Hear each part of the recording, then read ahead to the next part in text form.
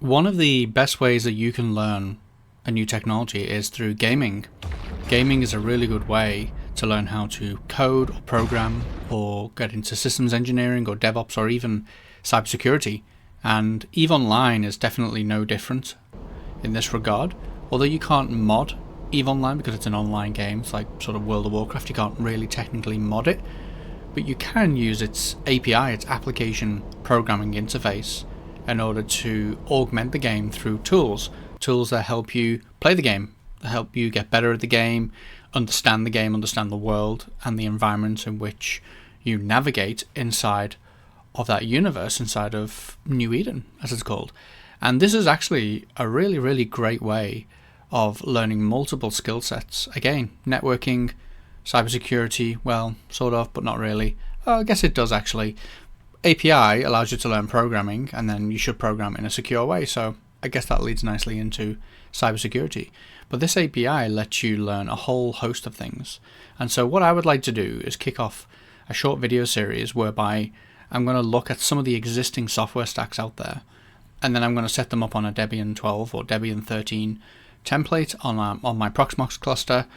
And from there, we can learn how to do that together. And then you can use those skills in order to augment that game. Now, you might not play EVE Online, you might play Minecraft or World of Warcraft. It's the same thing.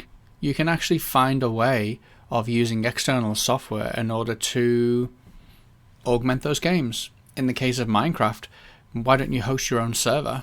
It's the same thing. If I take a bit of software that manages my EVE Online clients, characters inside of the game, capsuleers, there's no real difference between that bit of software and a Minecraft server. It's just a different type of software that has different requirements.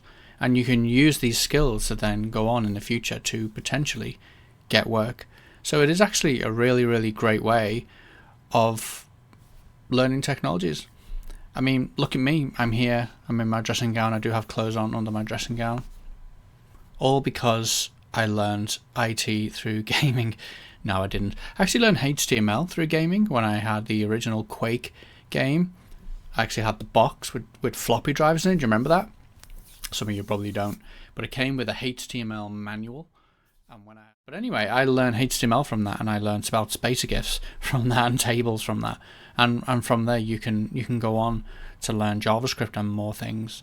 So it is a really, really good way of breaking into the industry. And so please allow me some time, and I will create a short series based on EVE Online, because that's what I'm currently playing and addicted to. Please help.